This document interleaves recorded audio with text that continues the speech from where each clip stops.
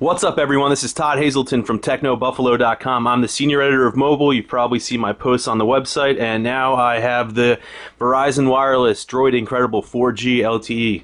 Yes, it's a mouthful. Now let's get to an unboxing. Quickly pop it open.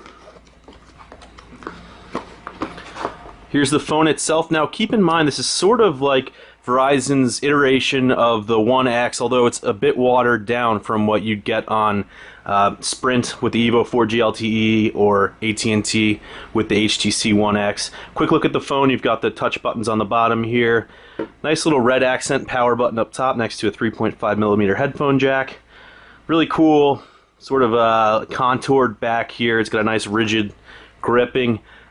This is sort of in line with what Verizon has always offered with their LTE phones, or their Incredible phones rather.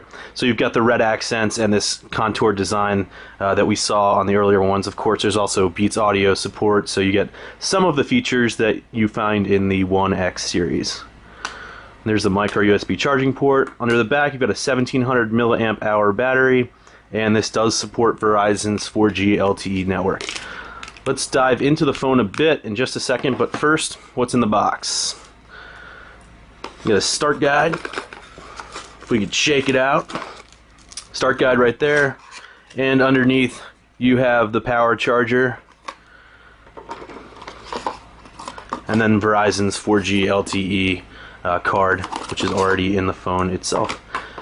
So not much. You don't get headphones, but you do get a charger and the phone itself. $149. Quickly, let's go over the specs. Android 4.0 ice cream sandwich. We'll see that this is a 4-inch display. It's LCD and it has a QHD resolution. 1700 milliamp hour battery. I said that. Also 8 megapixel camera on the back and a VGA front-facing camera on the front for video chat. It also is powered by 1.2 gigahertz Snapdragon S4 processor. Let's power it up and check it out now.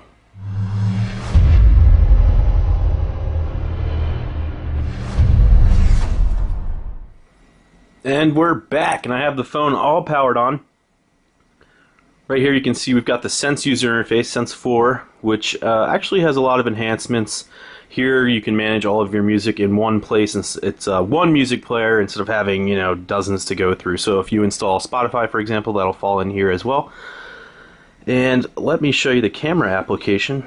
Here you can see 8 megapixel quality, shoots in QHD video. Whoops. And I'm not sure it's going.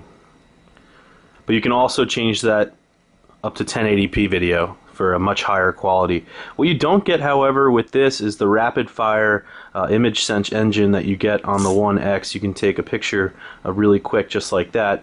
And speaking of the One X, just for comparison, I have AT&T's version here. You can see that the Incredible 4G LTE doesn't have sort of the chic look that the One X has. It has a smaller screen, but in exchange you do get the removable battery and expandable storage on this, so that's a nice trade-off. And real quick, the One X runs on AT&T's, and it's running away there, 4G LTE network. This runs on Verizon's 4G LTE network, and it's super fast. I have a full signal here. This is in New York City. And we're cruising up to 20 megabits per second down right now, 21, sort of peaking out. And on the upload side, we hit 16, and I've done this a little bit this morning, so you can see I actually have several results reflecting really solid speeds, the lowest of which was 10 megabits per second on the download speed, and looks like 11.9 on the upload, so super fast LTE speeds there.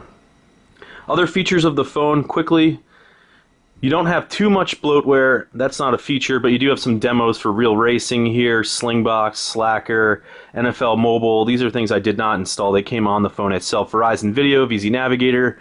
VZ Navigator, I guess, is nice, but really you don't want to pay for that. This comes with free navigation itself, so there's no real reason for that to be on this phone.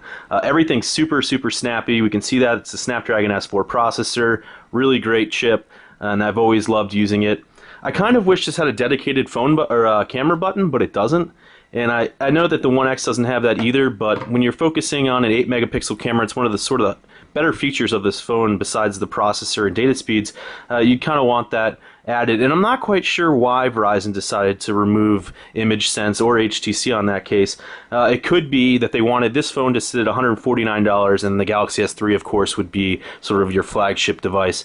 Still very nice phone, though. I've enjoyed using it so far in the brief time today, but stay tuned for my full review. This is Todd Hazelton from TechnoBuffalo.com.